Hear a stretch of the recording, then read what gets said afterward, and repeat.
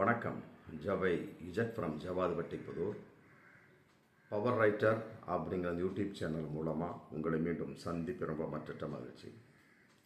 அத்தோட எங்கள் சேனலை சப்ஸ்கிரைப் பண்ணுங்கள், பெல் பட்டன் அழுத்த மறந்துடாதீங்க. அத்தோட எல்லாத்துக்கும் ஷேர் பண்ணுங்கள். தமிழக சினிமாவே இன்றைக்கி ரொம்ப கதிகலங்கி போயிருக்கு. இன்றைக்கும் உள்ள ஒரு பயன்பாடு போதைப்பொருள் அப்படிங்கிற விஷயம் இந்த சமீப காலமாகவே ரொம்ப அதிகமான ஒரு பயன்பாடு. எங்கு பார்த்தாலும் போதை, கஞ்சா, அது மெத்தம்பெட்டமைன் அப்படிங்கிற விஷயம். இன்றைக்கி வந்து கொக்கைன் அப்படிங்கிற ஒரு மிகப்பெரிய ஒரு போதை. அது வந்து ரொம்ப விளையாண்டுருக்கு சினிமா, தமிழ் சினிமாவில். அங்கு மட்டும்தான் விளையாண்டதா அப்படின்னு பார்க்கக்கூடிய சமயத்தில் இந்திய அளவுக்கே விளையாண்டுருக்கு. கன்னட சினிமா, தெலுங்கு சினிமா, மலையாள சினிமா, ஹிந்தி ஃபீல்டு அடுக்கிக்கிட்டே வந்தா அப்படின்னா இன்றைக்கி தெரிஞ்சிருக்கிறது வந்து தமிழ் சினிமாவிலும் அது உலாவிக் கொண்டிருக்கிறது. நுங்கம்பாக்கத்தில் ஒரு டாஸ்மாக் அந்த பாரில் ஒரு தகராறுங்க. டிஎஸ்பி மகன் பக்கத்தில் தண்ணி அடிச்சிட்ருக்காரு. பக்கத்தில் வந்து அதிமுக ஐடி விங்கு பிரசாந்த் வந்து மது அருந்திட்டு இருக்கார். ரெண்டு பேர்த்துக்கு ஒரு வாய் பிரச்சனை. ஸோ இவர் அவரை அடிக்க, அவர் இவரை அடிக்க. ஆட்சியில் இல்லாதப்பயே அதிமுகவுடைய ஐடி விங் இந்த அளவுக்கு இருந்தாங்கன்னா, ஆட்சியில் இருக்கும்போது அந்த ஐடி விங் பிரசாந்த் எந்த அளவுக்கு மது போதை மற்றபடி போதை கலாச்சாரங்களை பயன்படுத்தி இருப்பார் அப்படிங்கிறது இதிலிருந்து மிகப்பெரிய ஒரு உண்மையாக தெரியுது. அவற்றை ஏகப்பட்ட உண்மைகள். ஆமாம், போலீஸார் நிறைய வர வைப்பாங்க. அது கண்கூடான ஒரு விஷயம். ஆட்சியில் இல்லாத போது இந்த ஒரு உண்மை, ஆட்சியில் இருக்கும்போது என்னவெல்லாம் செய்து கொண்டிருந்தார் அப்படிங்கிற மிகப்பெரிய ஒரு கேள்வி இருக்குது. பிரசாந்திட்ட ஏகப்பட்ட உண்மைகள். அப்புறம் செல்ஃபோனை பிடுங்கி பார்க்கக்கூடிய சமயத்தில் உள்ளே போய் நோண்டுனப்ப ஏகப்பட்ட போதை தொடர்புகள். அவரை பிடிச்சா அவர் ஒரு பிரதீப் அப்படிங்கிற ஒருத்தவரை தொடர்பு. அவரை பிடிச்சா அப்புறம் ஐரோப்பிய கானா நாட்டில் ஒரு ஜான் அப்படிங்கிற ஒரு தொடர்பு. அந்த பிரதீப் அப்படிங்கிறவர் வந்து சேலம் சங்ககிரியை சேர்ந்தவர். இப்படி எல்லாம் பார்க்கக்கூடிய சமயத்தில் பிரசாந்த் மூலமாக ஃபஸ்ட்டு தான் நடிகர் ஸ்ரீகாந்த் வாங்கியிருக்கார் போதைப் பொருள், அந்த கொக்கைன் அப்படிங்கிற போதை. அப்புறம் அவரே பலவிதமாக சில புரோக்கர் மாதிரி ஸ்ரீகாந்த் பல நடிகைகளுக்கும் நடிகர்களுக்கும் வாங்கி கொடுத்திருக்கின்றார் அப்படிங்கிற மிக அதல பாதாளமான ரொம்ப நெஞ்சை வருடக்கூடிய ஒரு தகவல்லாம் இன்றைக்கி வந்துட்டுருக்கு. சரிங்க, தமிழ் சினிமாவில் மட்டும்தான் இது அப்படியா அப்படின்னு பார்க்கக்கூடிய சமயத்தில் பொதுவாக சினிமா துறையிலேயே வந்து போதை பொருள் கலாச்சாரம் அப்படிங்கிறது இன்னைக்கு இல்லை, என்றைக்கோ இருந்து கொண்டிருந்த ஒரு சமாச்சாரம் தான். இலைமறைக்காயாக மற்றபடி வந்து இன்றைக்கி தகவல் தொடர்பு அதிகமாக இருந்தனால பப்ளிக்காக தெரியல. நுங்கம்பாக்கம் அந்த போதை சமாச்சாரம், அந்த டாஸ்மார்க் பாரில் அதிமுக ஐடி விங் பிரசாந்த் வந்து தகராளோடு நிறுத்திட்டு இருந்தாலும் போலீஸ் என்ன பண்ணுவாங்க, எப்பா போப்பான்னு இப்படி எஃப்ஐஆர் ஃபைல் பண்ணி ஏதோ ஒன்று போட்டுக்கிட்டு முடிச்சு விட்ருப்பாங்க. ஆனால் அந்த தகவல் தொடர்பு சாதனம் அப்படிங்கிற செல்ஃபோன் மாட்டிக்கிச்சு. அதை உள்ள பிரித்து மேயக்கூடிய சமயத்தில் கம்ப்ளீட்டாக போதை கலாச்சாரங்கள் துண்டாக தெரிஞ்சு போகுது. இது வந்து அந்த காலத்தில் கிடையாது. அதனால் வந்து அந்த காலத்தில் இருந்து தான், இல்லாமலாம் கிடையாது.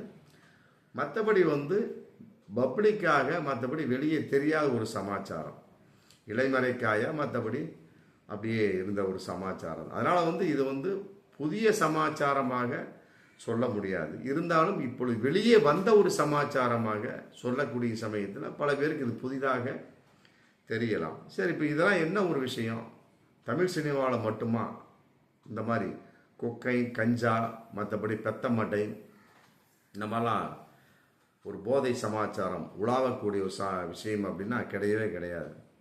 மலையாளம் மற்ற ஏகப்பட்ட இந்திய அளவுக்கு, அதாவது இப்போ சமீபத்தில் கூட பிடிச்சாங்க, மே 25 அஜித் படத்தில் குட் பேட் அக்லி அதில் நடித்த ஒரு நடிகர் ஷைன் டாம் ஷாக்கோ அப்படிங்கிறோட இன்றைக்கி கைது செய்யப்பட்டிருக்கார். ஆமாம், அவர் வந்து மலையாள ஒரு நடிகர். இவருக்கு எவ்வாறு கிடைத்தது? மலையாள திரை உலகத்திலிருந்து ஏதோ ஒரு வகையில் கிடைத்த ஒரு விஷயம். அது அடுத்தது வந்து ஏப்ரல் 25 2020 ஏப்ரலில் வந்து மலையாள திரையுறவில் காலித் ரஹ்மான் மற்றபடி அஸ்ரப் அப்படிங்கிற 2 டைரக்டர் வந்து ஆல்ரெடி வந்து கைது செய்யப்பட்டிருக்காங்க போன ஏப்ரல் 25. அது ஒரு விஷயம்.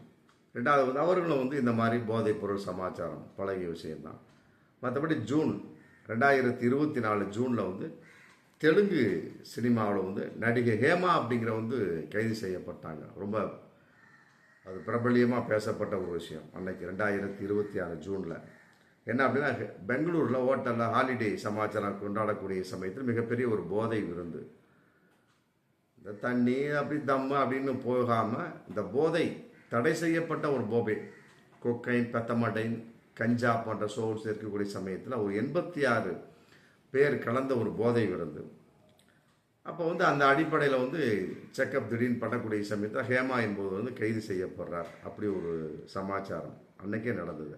அப்புறம் 2022 டிசம்பரில் ஆமாம் கெல்வின் அப்படிங்கிறவர் வந்து ஒரு போதை வியாபாரி வந்து ஹைதராபாத்தில் கைது செய்யப்படுறார். அவர் வாக்குமூலத்தை கேட்கக்கூடிய சமயத்தில் ரகுல் பிரீத் சிங் மற்றபடி ஷார்மி அப்படிங்கிறவங்க சிக்கினாங்க. அவங்கள வந்து கைது செய்யப்படக்கூடிய ஒரு விஷயமா போச்சு அன்னைக்கு. இப்போ 2021 ஆகஸ்டில் ஹிந்தி நடிகை ரியா சக்கரபோர்த்தி அப்படிங்கிறவங்க கைது செய்யப்படுறாங்க. இதே தான் போதை பழகிய ஒரு சமாச்சாரமாக.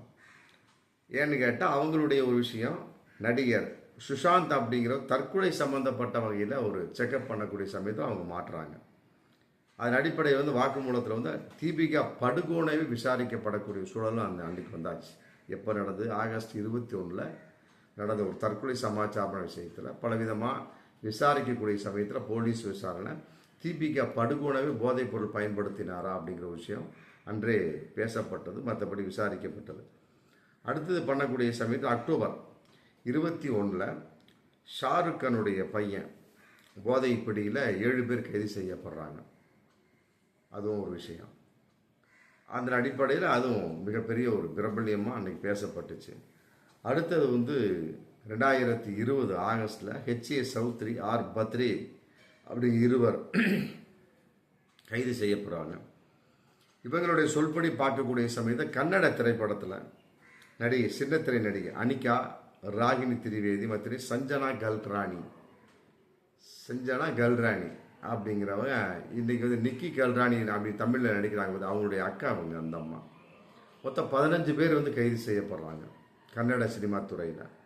இந்த மாதிரி வந்து எல்லா ஃபீல்டுலையுமே அப்படிங்கிறதெல்லாம் விட குறிப்பாக சினிமா துறையில் எல்லா மாநிலத்திலையுமே ஹிந்தி, தெலுங்கு, மற்றபடி வந்து கன்னடம், மலையாளம் அப்படின்னு விரிஞ்ச ஒரு விஷயம். தமிழ்ல அன்னைக்கு விரிஞ்சது இன்னைக்கு வெட்ட வெளிச்சமாகி இன்னைக்கு ரொம்ப ஒரு நாடி போன விஷயமா இன்னைக்கு பப்ளிக்காக தெரியுது. பார்க்கக்கூடிய சமயத்தை பல பேர் பாராட்டக்கூடிய விஷயமா தான் போயிட்டுருக்கு. ஆமாம், போலீஸாரை அத்தோடு வந்து மிகப்பெரிய ஒரு ரகசியங்களான பல பேர் மாட்டக்கூடிய சூழலாகவும் இன்னைக்கு பிரபல்யமாக போயிட்டுருக்கு. அதில் ஒரு மாட்டியவர் தான் சமீபத்தில் நடிகர் ஸ்ரீகாந்த் அப்படிங்கிற ஒரு நடிகர், பிரபல்யமான ஒரு நடிகர். இப்படிலாம் பார்க்கக்கூடிய சமயத்தில் இந்த சினிமாவில் வந்து பாலியல் வன்கொடுமை, மற்றபடி வந்து படுக்கைக்கு அடைத்தல், அட்ஜஸ்ட்மெண்ட் அப்படிங்கிற ரேஞ்சுக்கு கூப்பிடக்கூடிய சமயத்தில் ஹேமா கமிட்டி போட்டாங்க பார்த்தீங்கன்னா, அதே மாதிரி இதற்கு ஒரு கமிட்டியை போட்டோம்னா நல்லாயிருக்கும் அப்படிங்கிற ஒரு கருத்து இன்றைக்கி போயிட்டுருக்கு. நல்ல விஷயந்தான். மலையாள சினிமாவில் பாருங்கள், போன வாரம் தான் ஒரு போட்டாங்க. மலையாள சினிமா தயாரிப்பாளர்கள்லாம் ஒன்றா சேர்ந்து, ஆமாம், போதை பழக்கம் இருந்ததா அவருக்கு வாய்ப்பே தரக்கூடாது, முடிஞ்சு போச்சு. ஆமாம், ஃபீல்டுக்கு வந்தியா, நடிச்சியா, போனையா, அதோட முடிச்சு. நடிக்கக்கூடிய சமயத்தில் நடிகனாக நடித்திட்டு இருக்க கேமரா முன்னாடி நிற்கக்கூடிய சமயத்தில் போதை பழக்கம் இருந்தது அப்படின்னா கட்டாயமாக கேன்சல் செய்யப்படும். மற்றபடி அதனால் வந்து தெரியாமல் யூஸ் பண்ணிட்டு போதை பொருளோடு வந்த அப்படின்னா கட்டாயமாக அதன் மூலமாக நஷ்டம் அப்படின்னா அந்த நஷ்டம் நீ தான் சொல்லி போட்டு நீ தான் தரணும் சொல்லி போட்டு இப்போ 26/6/2025 மிகப்பெரிய ஒரு தீர்மானத்தை போட்டிருக்கு. அதே மாதிரி தமிழ் சினிமா தயாரிப்பாளர் ஒரு தீர்மானத்தை போட்டாங்க, ரொம்ப நல்லா இருக்குது. இது சம்மந்தம் நாங்கள் ஆல்ரெடி 2 வாரத்துக்கு முன்னாலே ஒரு வீடியோ போட்டோம். நாங்கள் ஸ்ரீகாந்த் மாற்றுறதுக்கு முன்னாடியே நாங்கள் வீடியோ போட்டோம். இந்த மாதிரி தமிழ் சினிமா தயாரிப்பாளர் செய்தால் நன்றாக இருக்கும் அப்படின்னு அது போட்ட வீடியோ முடிக்கிறோம், அடுத்த நாளே வந்து நடிகர் ஸ்ரீகாந்த் கைது அப்படின்னு வருது. நம்ம அந்த அளவுக்கு நாங்கள் ஒரு முன் யோசனையாக மலையாள சினிமா எடுத்த ஒரு முடிவின் அடிப்படையில் தமிழ் சினிமா தயாரிப்பாளர்களுக்காக நாம் சொன்ன ஒரு யோசனை அவ்வளோதான். இதை வந்து செயல்படுத்தினா கட்டாயமாக தமிழ் சினிமாவில் போதை கலாச்சாரங்கள் பயன்பாடு ஏதோ சொற்பமாக, ரொம்ப அதிகமாக இல்லாட்டி கூட சொற்பமாக ஒழிக்கப்படலாம். ஏன்னு கேட்டால் அதை போட்டு வந்துட்டோம்னா அப்புறம் தயாரிப்பாளர் நடிக்க விட மாட்டாங்க, இயக்குனர் வந்து சத்தம் போடுவாங்கிற ஒரு விஷயம் இருக்கு இல்லையா? ஆமாம், அதன் வெளிப்பாடாக கூட ஒரு நல்லது நடக்க வாய்ப்பு இருக்குது. இதை வந்து தமிழ் சினிமா தயாரிப்பாளர்கள் உணர வேண்டும். உடனே செய்தார்கள் ரொம்ப நன்றாக இருக்கும். பார்ப்போம் மீண்டும் அடுத்த வீடியோ. நன்றி.